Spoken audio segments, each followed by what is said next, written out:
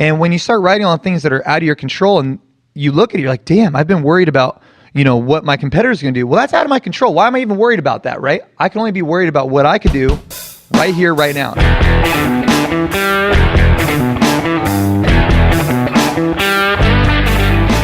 want to thank some sponsors this weekend for sure, and every podcast brought to you by Caveman Coffee. Check us out at cavemancoffee.com or on our Instagram at Caveman Coffee. Check out a little microbrew that me and a buddy of mine do called Nuevo Cerveza. And it's a fantastic light brewed Mexican beer out of New Mexico, out of Santa Fe, New Mexico. And Santa Fe Brewing helps us with that, and it's just that's been another treat to do. Also, Caveman Coffee or Concrete Cowboy in Dallas, Houston, and Austin. Got some exciting new things coming with that too. So check us out, Concrete Cowboy, Dallas, Houston, and Austin. You can find us on Instagram. You can find us on Twitter. And hit up my boys, John, Rico, and Dan out in Houston, and Tommy in Austin. If you're there, just go in and high-five those guys and give them a hug. They work hard as hell, and the whole crew in there does. And it's one of the kindest, most gracious crews of people I ever met. The hiring there is just top-notch. And what else is going on? I'm trying to think of movies that are coming out and all that, and I'm drawing a blank. Dusk Till Dawn, you can catch both me and KJ in that, and also little Jodie Escabel's in there, playing a dastardly little monster of some kind. I don't know what the creatures are. I think, like, I get descriptions sometimes like, hey, Tait, you're coming in today, and you're going to be a creature of hell. So let your mind wander with what that might look like. But makeup was hours, and it was awesome. Coming out in October, I know The Accountant with Ben Affleck. I had a real fun time filming that last year, and that'll be coming out soon. And Westworld, if you don't know about Westworld, man, just as like a human sociology topic, check it out. It's originally a movie, I think it was in 1973 with Yul Brynner, and the idea is you live in the future and you go to Westworld, which is kind of like a Disneyland, and you get to go and play a character in your favorite theme park. And so people go and they go into the Old West, and everybody is kind of an automaton or robot, and the way the humans start to treat the robots and the way the robots start to treat the human, it's a really interesting juxtaposition. And how, I haven't seen it yet. We filmed it, and it hopefully will be out on HBO shortly. But the idea of, what I think it's about, the idea of who you surround yourself with becoming so important that you can regress back to your lowest nature without the checks and balances and standards in place, and people will become savage and thoughtless and unaware and uncaring and really detracting from the goodness of the whole. And to the degree that we allow that to happen as a culture is to the degree that we rise or fall as a culture. And it's a really interesting thing, especially in these times, I think. And I'd be remiss, I suppose, to not mention, the shootings that have happened. Like this podcast is right on the heels of, a couple weeks ago, a crazy guy went in and shot up a nightclub in Orlando, and then these two, we got live streamed two killings, basically, that happened in up north and then in Louisiana, and then the next day this horrific backlash by a crazy guy from the military that killed 5 police officers and shot 12 and changed the way a community looks at each other forever, maybe. And my hope is that it all gets brought together, and my real stance on it is that we're all together, and not to even make commentary on what happened with Philando Castillo or Anton or anything like that. But the thing is that for sure there's bad people within groups of people, it doesn't make the whole group bad. And I really, my heart, my respect, and my admiration goes out to all the law enforcement, especially the fire department. The fire department, while there's still a live shooter out and they're in trouble and people are telling them to take cover and stand down, they said, just tell us where he is. Just tell us where they are. We're going to go get them. And that's the kind of humanity, man, that I'm into. And before the shootings happened, you saw cops and people taking pictures together at the protest. Cops are also clamoring for higher standards within the law enforcement community. They sure don't like somebody wearing the badge that is going to abuse that power. And I understand the frustration of young men wanting to lash out, but the lashing out, what I believe that it is, we have a lot of problems, and a lot of them are due to poverty and to lack of commerce and things of that nature. And there's divisions, man, and I believe that there's powers that be, and I wish I could put a finger on what those powers were that want us to be divided. And I think as a people that we have to raise our consciousness and we have to demand our unity. And what that means is we have to choose love and we have to choose kindness. And that does not mean that if somebody comes in and I'm in a restaurant and they pull a gun and they want to harm the brothers and sisters that are around me, that I'm not going to put a couple in that dude's head. Maybe that's a sick animal and he needs to get put down. I don't know. There's a time and a place, and I'm not a dude that's like peace at all cost, but I am a guy that will try to come together with anybody at all costs, and anybody can change. Everybody's got that capacity. I've changed greatly in my life, and it's super important that I don't diminish people by saying that that they're just a certain way, because that doesn't exist. And even as we're seeing right now with the evolution of whether you look at it in the microcosms of sport or like what we just heard in Jason's life, like the change is what's happening. We have to attach to the change and to the love. We get to direct the change into positivity if we'd want. And that's my challenge as a human, to always look towards that and try to pull that energy towards a positive outcome. And all my love to all you people, and thank you for listening, and till next time, it's Tait Fletcher with Pirate Life Radio. A big Tait Fletcher. Powerful Tait Fletcher. Is a real alpha male. Weightlifter. He's a stuntman. Movie star. Robust, enthusiastic individual. He's huge, by the way. He's like a monster person. One of the sweetest guys I know. He's bigger than life. Actor. Entrepreneur. A fighter. The jiu-jitsu technician. He's also bald and he has all these tattoos. He's just a big fucking man. A man, a myth, a legend. Tait Fletcher. Tait Fletcher. Tait Fletcher. What's up, Tait Fletcher, you bad motherfucker? Tait Fletcher. Tait Fletcher is Tait Fletcher. Teddy bear motherfucking Fletcher, ladies and gentlemen. That's Tait Fletcher, everybody. The great Tait Fletcher. Tait the animal Fletcher. Tait the savage Fletcher. Always moving. There's no stillness with Tait Fletcher. You will find no dust. Tait Fletcher's in the house, ladies and gentlemen. He just said the word erection. Tait Fletcher. Tait Fletcher's in the fucking house. Tait Fletcher! Tait really blasts out some serious hardcore truth bombs, and I think you're really going to enjoy it. Good morning, you Pirate Life fanatics. I want to welcome you to the newest edition of Pirate Life Radio, and we're just getting started early here. I'm up in San Jose, California, and got a chance to sit down with my friend Jason Khalipa, who's made a little time between, kind of crunching between morning workout, which is mandatory, and then box to business event. And he and Jarrett Perlmutter, that is of Brick fame. Everybody listening to this knows who these guys are.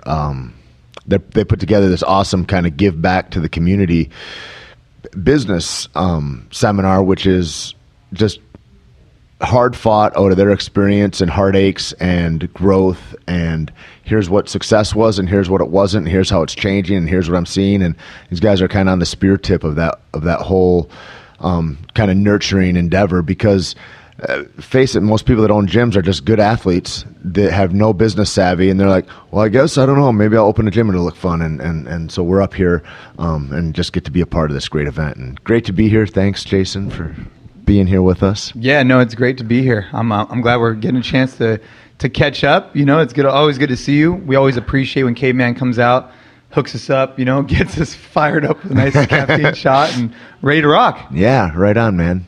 And so what was it that was the first the outset of well, first I want to talk, you know, looking at that picture in your front hall when we walk in. Yeah.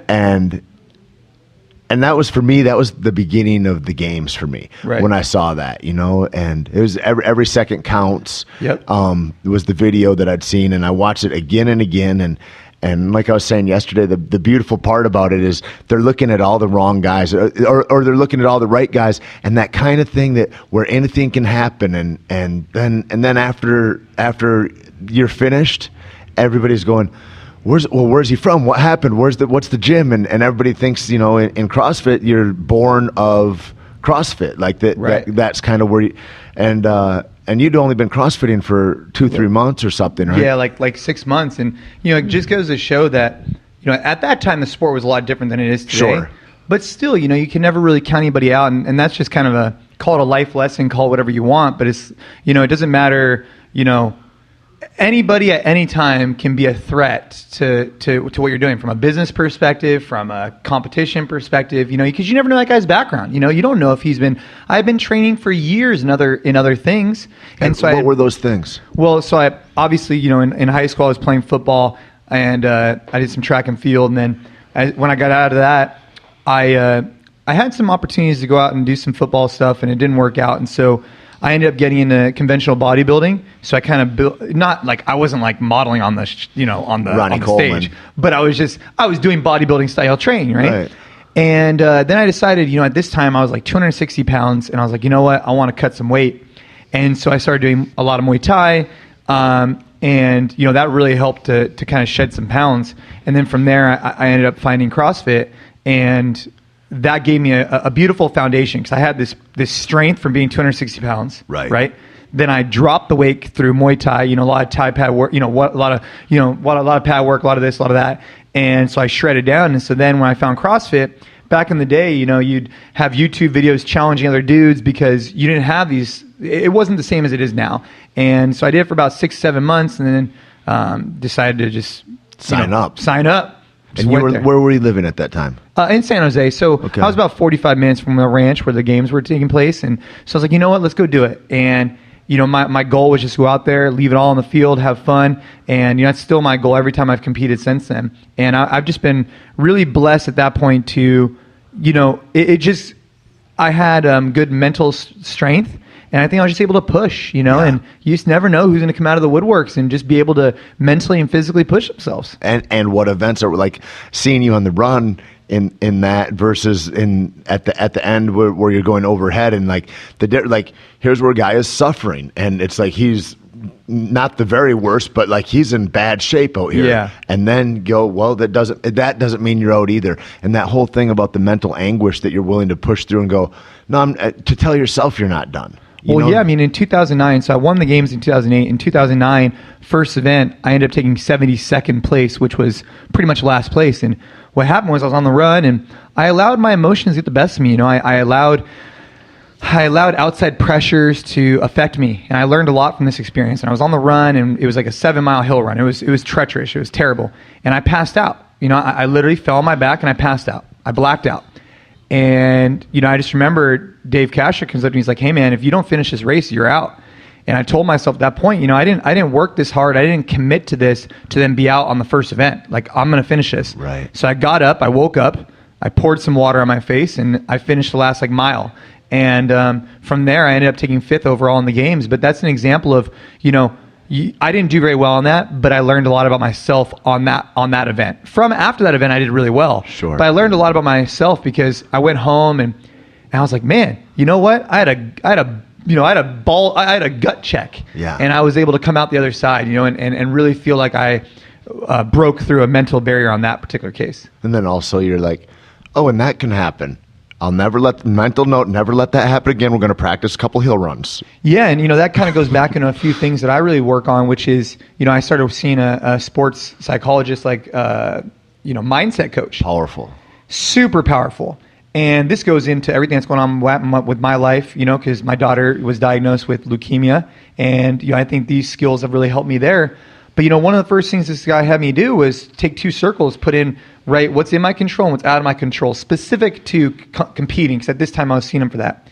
And when you start writing on things that are out of your control, and you look at it, you're like, damn, I've been worried about what my competitor's going to do. Well, that's out of my control. Why am I even worried about that, right? I can only be worried about what I could do right here, right now. And so I chose to focus on that circle that was in my control, and it made my life so much less stressful. So I wasn't worrying about things that were outside of my control. And so that was one of the first things I really realized, because the hill run was an example of me getting worked up over things that were outside of my control. Right. Yeah, Randy Couture talked about that years ago to us, and he said, I can't worry if this guy is better than me at these skills. I can't worry if this guy's been training harder, has better training partners. What he does, I can't worry about that. But I can be in the best shape that I can be in when I walk in there. I have these parameters that I have a lot of pull in, and I love Castro too. It takes a guy that's a Navy SEAL to come up and be like, not like, hey, are you okay? Let's check your heart rate. Right. Hey, pussy, if you want to finish, let's go. Yeah. Get your ass up and go, or you're done. It's amazing. And it kind of goes back into this thing I was actually talking to the crew about right now after we got done with the workout. I was like, guys, earned confidence is so important, and going back to these other fighters, when they get into the ring or whatever, they need to feel like they've earned the right to be there through 100%. Hard work and dedication. And it's not like, talking about, like, let's just take weightlifting, for example. I could walk up to a bar with 1,000 pounds on it, but I'm probably not going to lift it. I could slap myself in the face, get as pumped up as I want, but I haven't earned the confidence to lift that, right? I've just kind of like, it's perceived. It's kind of like, I could walk up to you and be like, hey, bro, I'm going to throw down with you right now. But chances are I'm going to get my ass kicked, because you've earned the right through decades of training to feel comfortable. Whereas for me, I'm just kind of pumping myself up. It's kind of like a... That's what I used to tell guys in the bar when I was working security. I'd be like, listen, I understand you're angry, but you got to understand that doesn't make you skilled. Right. Right. It's all perception, right? And it's not reality. And the difference would be, right, is... if I want to go up to 1,000-pound barbell, well, I need to start off at 100 pounds and then go 110 and then 120. By the time I get to 980, I know that I've earned the confidence to hit that 1,000, I hope, right? And same thing with fighting, right? It's like you've earned this right. And so for me, going into the CrossFit Games and different things, I'd wear a wristband that just said earned, because it would make me realize that no one gave me that shit. No one said, oh, here you go. It's I earned the right to be there. And so by earning that, it allowed me to kind of be at a sense of peace, Yeah, I've suffered for the purpose. Yeah, I've suffered for this, and now let's go out there and let's go have fun. I've won tournaments before where, like, I didn't cut weight or something. I was like, oh, I'll just go in. And it's kind of a lazy way to go. Like, oh, I won't do that. And I'll go. And the thing, it's empty in a way. Even if you win, it's empty, because you didn't earn it. That whole thing, I'm like, I feel like I need to suffer a little bit in order to really merit whatever the result is, Yeah, that's exactly right. I've competed in a lot of events, and the ones that are always the best are the ones that you put a lot of work in. Anything in life that you kind of put yourself out there. We were talking about this a little bit yesterday. There's got to be a consequence. There has to be a consequence to really make it something beautiful. It's like with my family, like I was saying, having a child or 2 children is the greatest thing ever. But there are, things that could come up. And because anything that's that amazing has potential downside, because you care so much about it, right? But the fact that you give a shit is great. I mean, how many people live their life and they just live in this bubble where they never really feel strongly or passionate or whatever about anything because they're afraid of failure? I've failed at things before, but what is really a failure, like we were talking about? Sure. Yeah, all building blocks to the success that everybody sees. I mean, I think that's the difference. I mean, for me, and maybe you feel this way too, but I'm not super pumped up on Tait. Like, I'm not a big I'm always looking how to make me better. And so I'm not like a big fan, right? Like I'm kind of, and not that I live in this horrible low self-esteem, but at the same time, I'm like, no, man, like even if people that look and go, oh, that was awesome. I'm like, that could be so much better. I got to dial this in. And so I think that's a huge component. I think about, I use an example all the time in CrossFit and like what that looks like. But there's a few years ago, and you and Spieler were head and head for like 5th place on like the second day maybe, and I was just watching the board all day, and I was like, it's crazy that there's 100 pounds variance, and like here's a guy, and here's a guy, and they're in virtually the same spot, going neck and neck, and what a wonderful thing that is, because you could easily say, oh, I'm too big, or I'm too small, or there's easily all the excuses, and I've never met a guy that's successful that those even come into his mind. He's like, here's an obstacle, and here's what I'm going to do in this. I need to behave differently than he's going to behave, but that's it. Well, like, in CrossFit's methodology, it's like, doesn't matter if you weigh 200 pounds, if you weigh 100 pounds, if you got to accomplish a task, you need to be able to accomplish it, right. And if your man's shot, you got to get him off the field. Yeah, that's right. It doesn't matter if you're little. You know what I mean? And like for me, that's why I maintain my fitness now, right? It's super important because if I need to carry my family out of a burning building, I want to be able to have the cardio, the lungs, and also the strength to do so. Yeah.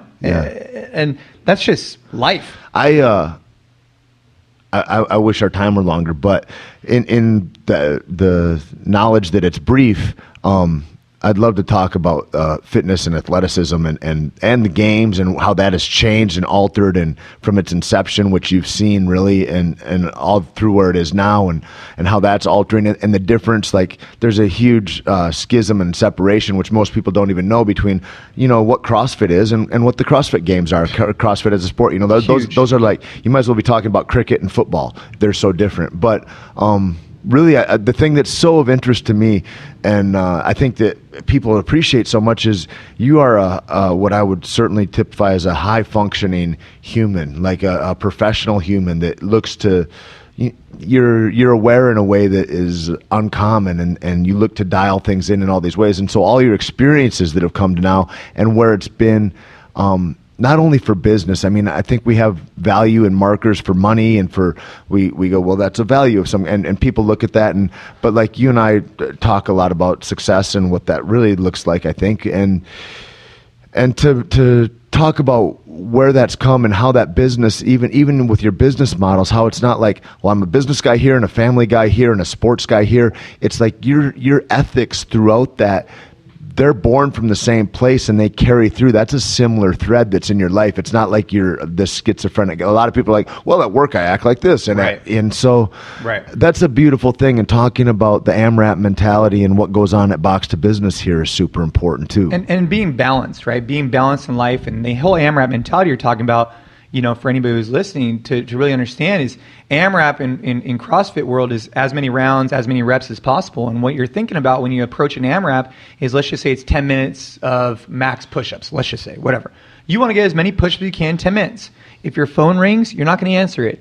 If you're focused on what you're doing, you're going to walk in, you're going to hit that AMRAP, and you're going to leave.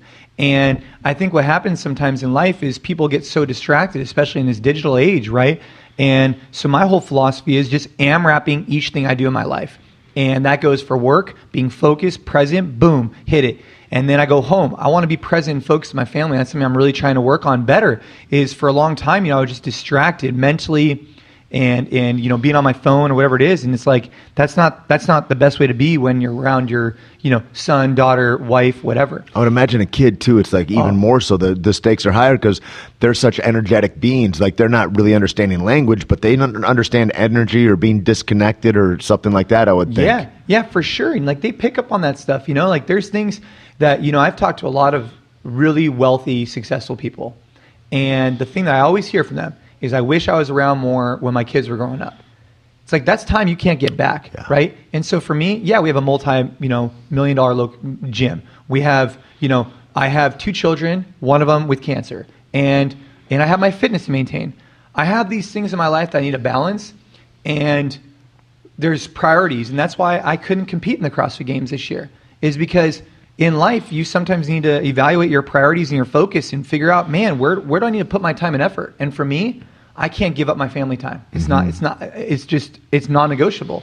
And I can't give up business time because that's what's putting food on the table. Right. So something else needs to give. And not only that, but I mean, that's the thing of having a business. You become an entrepreneur, whether you meant to or not, and you're like, these other people I'm responsible for their rent too. Like I have people that I'm responsible for. It matters, man. Yes. You start signing people's paychecks, I mean, it's not glamorous, but it's important, man. Thinking about business side, it's like a lot of people in the fitness industry, or even now that I've been doing jiu-jitsu a little bit and whatnot, a lot of these guys, they open up because they're passionate about their art, and like I respect that, I really do, but they don't realize that passion could easily turn into resentment if you are losing money month after month. If you have it's not a hobby, it's a business, and that's the problem, is that people look at it more like a hobby because they love it, which I have all the respect for. But you also need to realize, like it's a business, and there's liabilities and responsibilities. Certainly. And when you hire these people, you're responsible for them, and like you have a fiduciary, you have a responsibility to make sure that they could pay their bills to put food on their family's table. And that stress can get pretty overwhelming sometimes. I think that's like the 1,000-pound bar too that you're walking up to. It not only earning it in a way that you've done the work to get there, but also I think there's a thing that, like, if you don't have, you get used to different things, right? So you start juggling, you throw one ball in the air, you catch it, and then you can work to 2, and then you can work to 3, and you just take it in steps like that. And I think the same thing about if somebody sees you squat 400 pounds for 5 reps or something, and they're like, well, that looks easy, I'll just get under that bar and do that. Right. And then they sink right to the floor. Right. It's the same kind of stress, like whether it's having a business. Ooh, now I'm responsible for that. And then after you've written that guy's paycheck for a while, or you've swept the floors at 2 different locations for a while, and you're like, okay, what was really stressful when I was afraid I was going to forget to set the alarm or whatever, now I'm good at that. I'm dialed in. And Right. So the more stressors that come on, you build as a more potent person in a way. Yeah. And I think that's the same thing. We do that in athleticism, but I also feel like, like you learn to carry weight in life, and you ought to learn how to do it well too, yes. right? Like you learn how to Yes. delegate. You learn where is your breaking point, Yeah. and then how do I delegate appropriately, Yeah. right? And all these things are really important. Like you're saying, like back in the day, I remember when we first started, payroll got to X, and I was like, oh my God, I'm so stressed.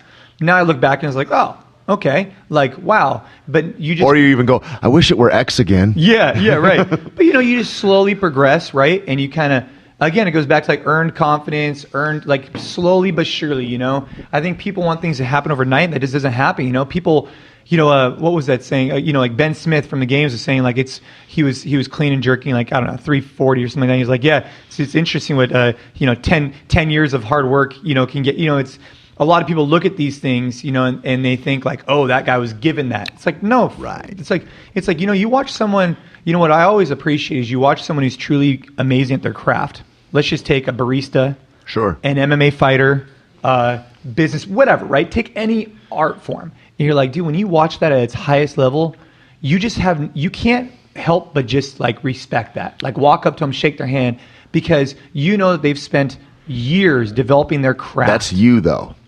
Because you know what excellence looks like, and you know what hard work. If somebody hasn't put themselves through that in any part of their life, they look at that and they go, I could do that. Right. And so you have this Right. confidence without merit. Right. And that's the biggest doucher of them all. Like that guy is that's a problem. Like, and you see that all over the place too. And that brings up another thing, that a conversation that's coming up a lot is rites of passage.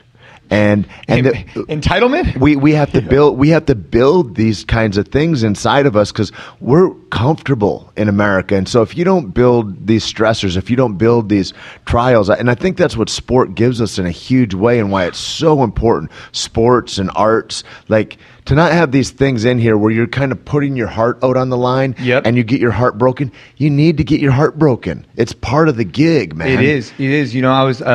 I'm writing some stuff down with, and I was having a conversation about positive self-talk and getting through things. And I was thinking to myself, what CrossFit has done for me, the biggest thing that physical fitness, jiu-jitsu, whatever has done for me is the ability to take a negative thought and revert that into a positive thought.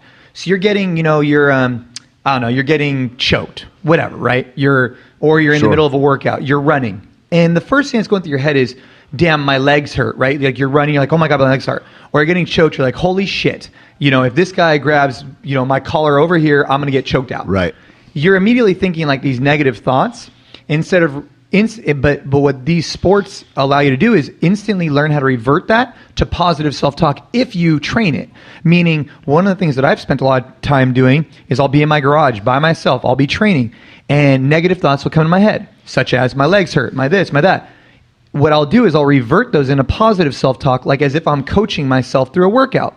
And the best way to think about it for anybody who's listening is like, if you were working out and someone else is working out in front of you and you were coaching them through it, would you ever say to them, hey man, your legs hurt right now, you're probably in a lot of pain, you're probably having a hard time breathing? No, you'd say, hey look, find the weight in your heels, keep your chest tall, you're doing great. It's positive reinforcement, right?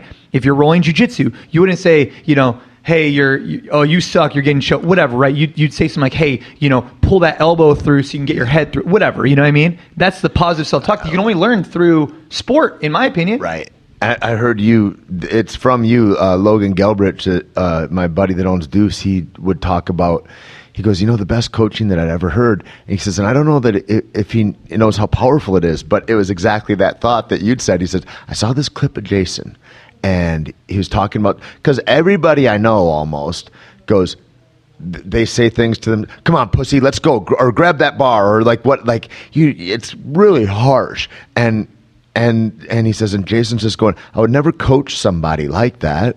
I would find out where their success was and go, okay, let's get into that pattern, and just simple. And I was like, that makes the best sense I've never heard it before. And I used to spar with guys that would, I thought like I'm for the longest time, I always thought Keith was cussing at me when we would spar, and he's like, God damn it, come on, God, little bitch, or whatever. Right.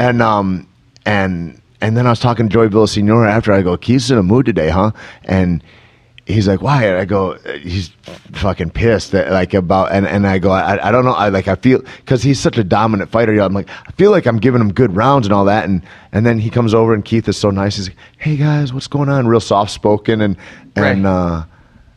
And Joey was like, dude, I used to think that too. He's like, yeah, KJ, we're talking about, when I used to think you were cussing me out. And he's like, no, I'm trying to work on this combination that Mr. Winklejohn gave me. So his self-talk is vocal, right? And then I was like, oh, okay, that makes all the sense in the world. Yeah, and that self-talk needs to be positive, Sure does, I mean, man. It's so simple when you're self-talking to be negative, right? Most of our defaults as human is negative, which is a weird thing. Exactly, and going back to another like a soundbite, if you want to call it, like every morning I wake up and I'm like, you know what? I could put on a pair of sunglasses, or I put on a pair of clear glasses. I could look at the world through a negative lens, or I could look at it through a positive lens. And that's my decision. No one else's. Yeah. Mine. And and it's all about the way you create in your head. Like, again, going back to with my daughter having leukemia. This is like a serious thing, obviously, right? But I could look at it and you'd be like, you could be on a negative side, like, oh, my daughter has leukemia, this. Or I could instantly revert that in my head to a positive thing, like, hey, today my daughter's not throwing up. Today my daughter is doing X, Y, and Z. But I choose in my head to take in only focus on the positive, because frankly, focus on the negative isn't going to do anything for me, right? I live in denial in that way, like what you're talking about, and it's got a horrible connotation to it, but I deny a lot of the negative, because I heard this lady told me one time, she goes, you know what, I just started focusing on the positive, I started living in the solution, and then all of a sudden my problems, they all died of neglect.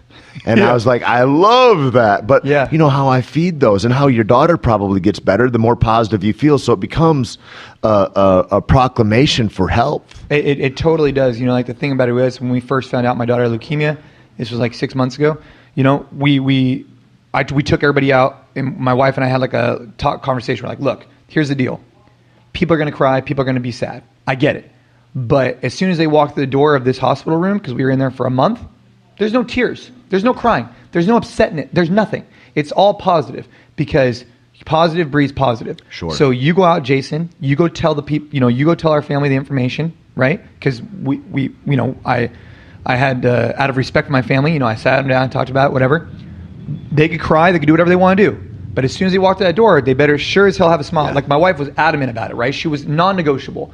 And I was sitting there, I was like, I agree. Because, my daughter won't understand the gravity, and it'll put, because we have an opportunity to define what cancer is to my daughter. And she knows that she's dictating how people feel when they walk in the door. So now if you're like upset, she's like, oh my God, these people are upset and it has something to do with me, or what, right. Yeah, it plays your emotions, right? Yeah. And it's this negativity. One of the things I'm working on is trying to find a way to create online virtual coaching for families that are in the hospital for a long time for workouts. Because one of the things that I found is like I would leave the hospital room, go to like, I'd find like a hole in the wall and I'd go do a workout, come back, bring a positive energy, stress relief, whatever. And that energy exuded through our room. All of a sudden you have these other families that are just kind of sitting there, and it gets dark, right? And so what I want to do is kind of use fitness as a catalyst for stress relief and energy to bring back in the room, because I truly believe, that energy plays a positive role. I'm not saying that all you need is to be positive and your daughter's gonna get cured. but there's a lot of factors, man. But it helps. Yeah. Well, I think, you look at a little kid and how tough little kids are. They're resilient. We learn to be weaker in a way. And the way that happens, a lot of times I see little kids and you watch parenting and a little kid falls and then and he takes a pretty bad spill and I'll be looking, I go, and like a seasoned parent is like, but you see the little kid look to be informed by the adults. Like, are they freaked out? Because if they're freaked out, I'll cry. If they're not freaked out, I'm going to play. Right. And then they go, oh, nobody's freaked out. Oh, cool. And then they go on to the next one. I'm like, that was a good one, buddy. Right on, and it so in that sickness, it makes sense too, that like, well, to get towards wellness, I need let's all just act as if, and then and it sounds like hooey hippie bullshit. But there's such fucking truth in it, and I've seen it work in every facet of life. Yeah, dude. I mean, it's not like we're talking, I had some people reach out to me and said, hey, make sure your daughter, takes 100,000 milligrams of vitamin C a day and she'll be cured.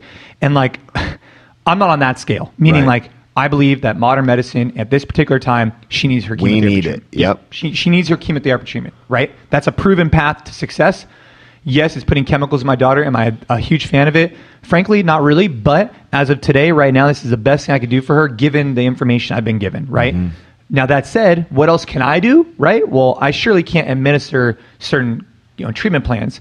But what I can do is be there as a rock and a catalyst for, putting a positive light on a negative thing.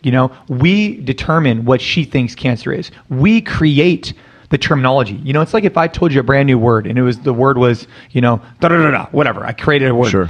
And then I said, hey, Tait, this is what it means. From there on out, you never had a negative or a positive connotation to the word because you had never heard it before. So we allow ourselves to, create this like image of what these words mean based on our like perceived notions.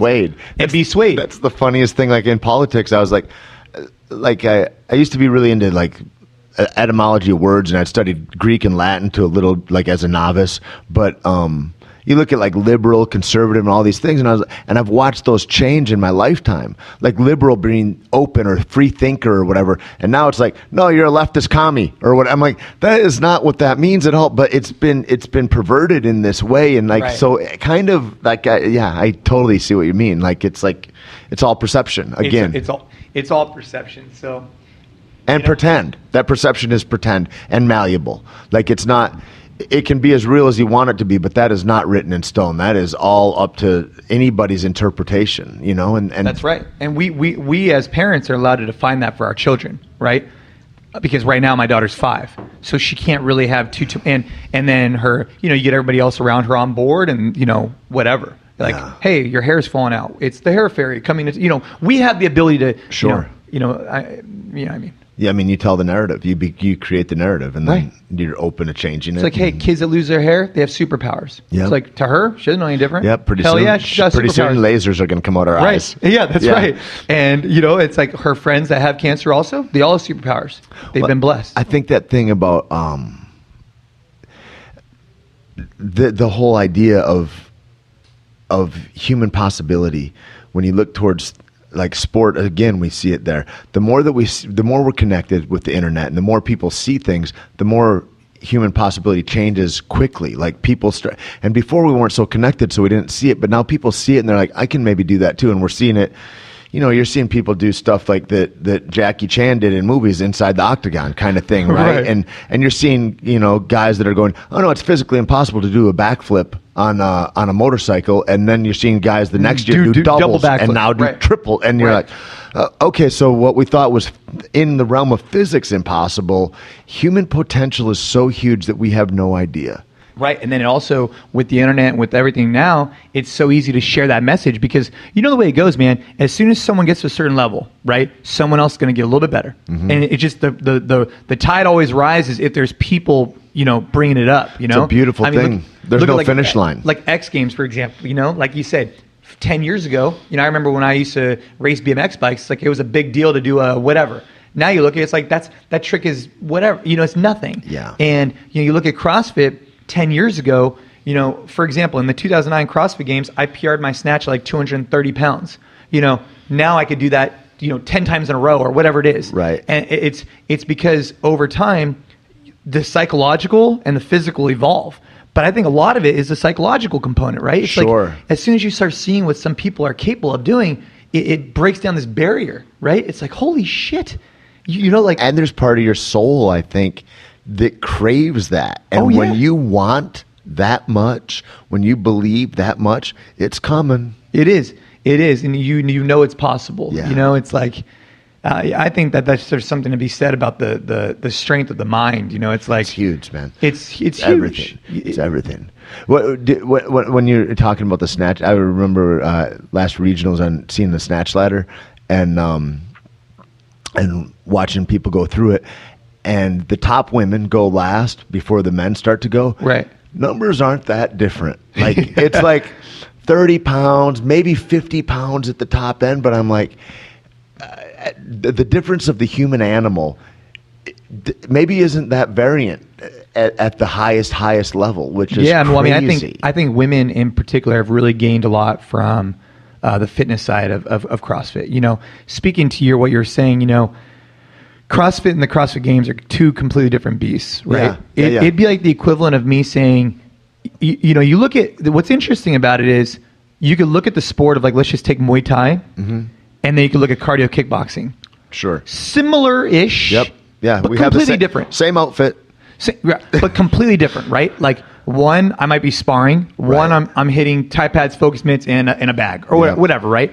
Very low key, very accessible for mom, pop, whoever, right? They just want to get some basic self-defense component and get a good cardio workout. Yep. The other ones want to punch somebody's head off, hypothetically, right? Different than what Joe Schilling does. Yeah. Yeah. But now you have, in the CrossFit world, it's like they don't understand there's a huge difference between CrossFit and CrossFit Games. CrossFit Games are the equivalent of like, being in the octagon, for example, right? Sure. Whereas there's millions of people around the world who could go out and go, learn how to grapple or whatever on a much more inviting. They can understand what it is. Right. And never meet that pressure. The problem is, it's interesting with CrossFit is that people don't understand the big difference between the two, right? Whereas in most sports, you could look at the difference. You could say, okay, I can go out and go play, catch in the yard with a football, or I can go play in the, I can go play in the NFL. They're completely two different things, right? But it's accessible, right? I can still do it. CrossFit Games at its level is not what is done at the affiliate level, right? At the affiliate level, it's just, normal people get in the greatest shape of their life. CrossFit Games is a completely different thing. And so but what it has done, the CrossFit Games has really elevated in particular everybody's ability to what they're capable of. Sure. Right? They've made this pylon very high, like they've created this bogey out here. And for women in particular, it's really empowered them. It's really done a lot to, it's huge, man.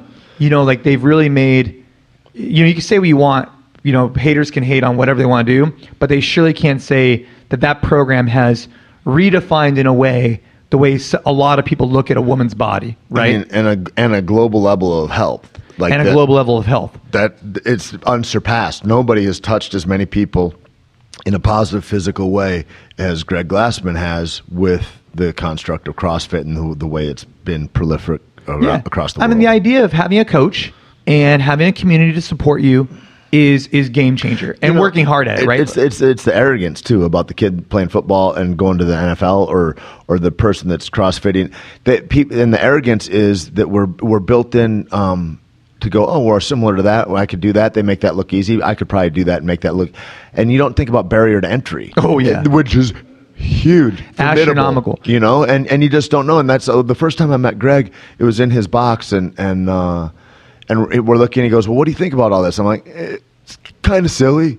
And we're watching all you guys on the field, and And he's like, well, what do you mean about that? And I go, well, no disrespect, man, but like that's not what turns me on about it. Like I used it as a conditioning program a couple days a week, but like what's cool to me in my affiliate is that there's a guy that stopped taking his heart medication and his diabetes medicine, like, and it saves his life. And I said, Jason Khalipa's supposed to power clean a car. There's nothing special in that. Right. Like he's a top percenter. And those guys, if they come in the gym, I don't care about them very much either because they're only going to move a little bit. They can't move their needle a lot. But when you see a housewife come in that's 300 pounds that goes down to 180 pounds, well, man, that inspires a whole community, and that changes my town. That changes the town I live in. And not only does it change the town in terms of perception and getting off blood medication, but also changes your business, right? Sure. Focusing on the 99% is going to pay your bills. Yeah. Focusing on the 1% of anything won't. Take MMA gyms, take all these different gyms. If they focus on just fighters, they're probably not going to have a successful program. Yeah, you can't do it. You're going to go broke because oftentimes those guys, they don't pay. Yeah. And it's a very small percentage of the overall population, right? So, I think gyms in general need to really take a step back and be like, hey, look, we need to focus on 99%. That's what's going to pay our bills. And that's what's going to change people's lives, They're going to go out and they're going to go tell all their friends about how they, are off medication, this, that. And I think it's that thing too about it's kinder to the client doesn't know what they're looking for. They know what they think that they want. A kid comes in and goes, I want to fight MMA. And I go, okay, well, this isn't the place.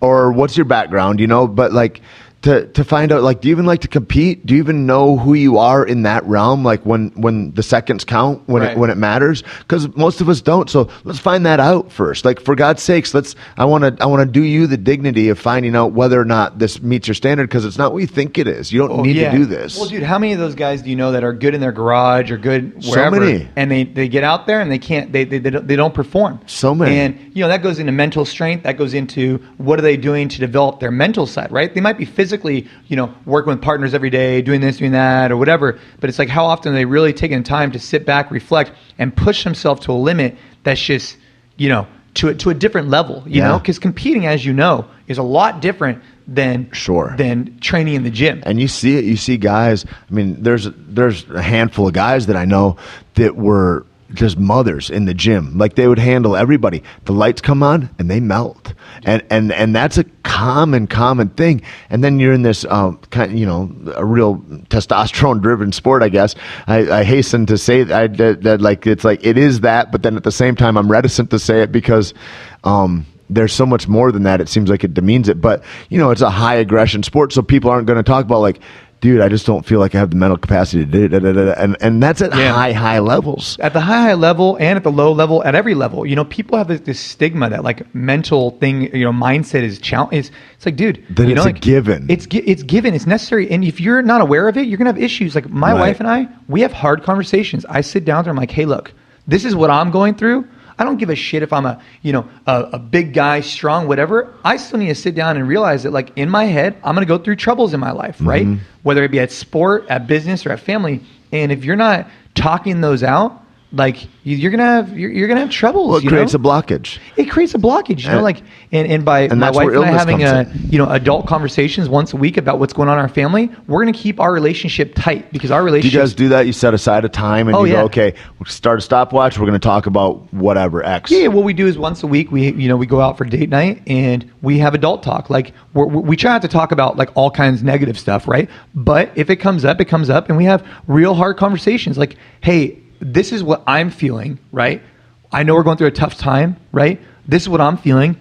Let's talk it through. And then this way it doesn't boil into something big, because like right now, we have stuff going on in our lives and everybody does, not just me, everybody in their life has. But what happens is you have these people who just shut down and you need to be open to knowing that, hey, look, everybody goes through shit. Everybody has challenging times, and it's okay to talk about it. Just because you're some strong, tough guy. Not only okay, but necessary. It's necessary. And the more you talk it through, the better clarity you're going to get, and the higher you're going to be able to perform, Because you need to perform at a high level in life, right? I'm not trying to perform at a 60% level. And if I'm going to be able, if by me talking it out gets me to 90%, 100%, boom, I'm efficient and crushing it. And that's where I want to be. That other thing too about I hear a lot of people diminish their own struggle in a way. And like you said, everybody's got one. And I remember my mom's best friend, Ann Glovey, she was diagnosed with breast cancer when I was a little kid. And for 7 years or 8, she battled it, right? Radiation, chemo all the time. And you'd see her in varying states of illness, you know. And, right. and I grew up just terrified of cancer and all that. Ann's still alive today, thriving and all that. But she came after a radiation session. She's like, "Oh, Kelly, how you doing?" And she's like, "Oh, the kids are this or that. Tait's this way that." And she downloads all her problems to her. And she goes, "Jesus, Anna, you're just coming from your treatment, and like I can't believe I'm doing this to you." And she goes, "The struggle is the struggle, Kelly. Whatever the weight is that God puts on you is the weight that He puts on you, and it doesn't mean that like because yours is like this that it's any less. I just have more stress to carry right now, and it looks like this, but quantifiable you can't. It's all relative. Yeah, it's man. so funny. So I had a friend who's having really tough times with his wife because she's not a good person. I have another friend that lost a really good friend of mine that had a stillbirth. Right. I had another friend go through some stuff, and we're all kind of sitting there, and it's like.